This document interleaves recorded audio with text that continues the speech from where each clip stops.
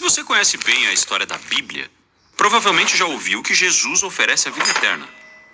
Parece legal. Mas o que Jesus quer dizer com vida eterna? Bem, Jesus adotou essa frase das escrituras hebraicas. Em português é traduzida como vida eterna ou viver para sempre.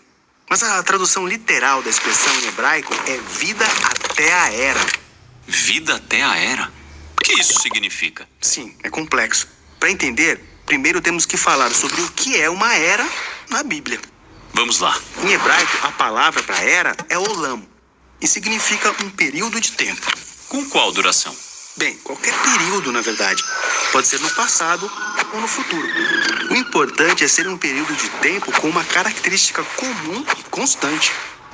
Por exemplo, Como a era de Abraão e seus descendentes, chegando até Moisés. A característica em comum é ser o período dos ancestrais de Moisés. Então Moisés pode dizer: lembre-se dos dias da era, os anos dos anciãos e gerações anteriores. certo. E uma era pode ser menor e no futuro. Ou como Samuel, que passa a vida inteira servindo no templo. Em sua consagração, sua mãe, Ana, chama isso de uma era. Então uma era é um período de tempo com uma característica única e constante. Exatamente. E há vários tipos de era, dependendo da sua perspectiva.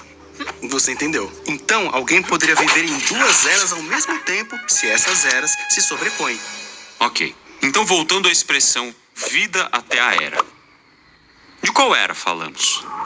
No início da história bíblica, os humanos são feitos do pó da terra. Essa é uma imagem bíblica comum para criaturas mortais. Ou seja, eles vivem em um período em que eles poderiam morrer. Mas Deus coloca a humanidade em um jardim sagrado e os convida a experimentar um tipo de vida novo e mais profundo. Comendo da árvore da vida. Sim, e os oferece a vida até a era. Uma vida de potencial infinito, porque os conecta à própria vida de Deus. Mas em vez de aceitarem a vida até a era, eles comem da árvore do conhecimento do bem e do mal. Certo? Comer dessa árvore significa tomar a vida para si em seus próprios termos, à parte da sabedoria de Deus. Então, eles são exilados da vida até a era e vão para a era da morte. Eles se maltratam, fazem o que acham certo aos seus olhos e tudo fica bem violento. Exatamente. Então, o resto da história da Bíblia pode ser visto como uma escolha entre duas eras diferentes. A era da vida por conta própria, que leva à morte, ou a era da própria vida de Deus. E mesmo a humanidade rejeitando a vida de Deus, ele promete abrir o caminho de volta. Exatamente. É essa promessa que faz a história chegar até Jesus. Ele é apresentado como a própria vida de Deus em forma humana. Então as duas eras se sobrepõem nele. Ele vive na era da mortalidade, da morte e na era da vida eterna ao mesmo tempo. Então ele pode oferecer às pessoas acesso à vida até a era. Certo, é como Jesus diz no Evangelho de João. E a vida eterna é esta, que conheçam a ti, o único Deus verdadeiro, e Jesus Cristo, a quem enviaste. Mas assim como a humanidade rejeitou a vida de Deus no jardim, Jesus foi rejeitado e morto. Mas a vida de Deus é mais poderosa do que a morte. Então Jesus volta da morte e pode oferecer a vida de Deus aos outros. O Evangelho de João também diz: Para que todo aquele que nele crer não morra, mas tenha a vida eterna. ou seja, vida até a era. Legal. Muitas pessoas pensam que vida eterna é algo que acontece depois de morrer. Mas na Bíblia, o acesso a essa era é algo que podemos ter agora. Sim, lembre que Jesus era o lugar onde a era da vida de Deus e a era da morte se encontram. Ou seja, quando as pessoas confiam nele, elas podem experimentar a vida eterna aqui e agora. Mas também vivemos na era da morte. Então, o que acontece quando eu morro? Bem, assim como a morte não venceu a vida eterna de Deus em Jesus, também podemos seguir vivos em Deus, ainda que fisicamente mortos. Na Bíblia, isso é chamado de estar com Cristo. E não se fala muito disso, pois não é assim que a história geral da Bíblia termina. O foco da Bíblia é quando a era da vida vence completamente a era da morte. E aqueles que estão com Cristo são recriados para participar da vida eterna de Deus. Um mundo onde a era da morte não tem mais poder. Exatamente, porque a vida totalmente ligada à vida eterna e ao amor de Deus nunca acabará.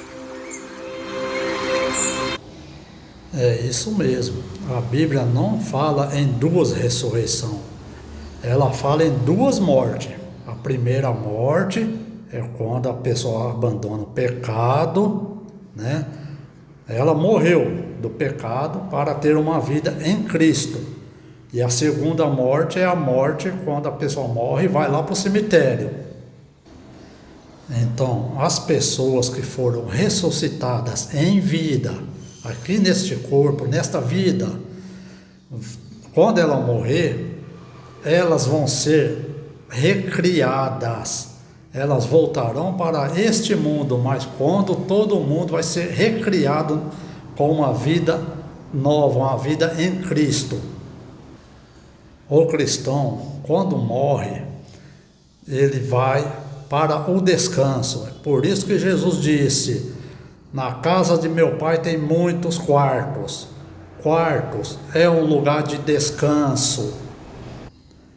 E quando vier esta era da recriação, os cristãos serão soprados novamente, serão recriados para viverem na vida futura, onde não haverá dor, não haverá sofrimento.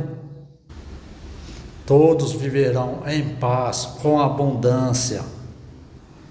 Porque em Salmos, no Salmo 104, fala que as pessoas, os animais morrem, mas Deus sopra novamente para manter esta terra sempre cheia de vida.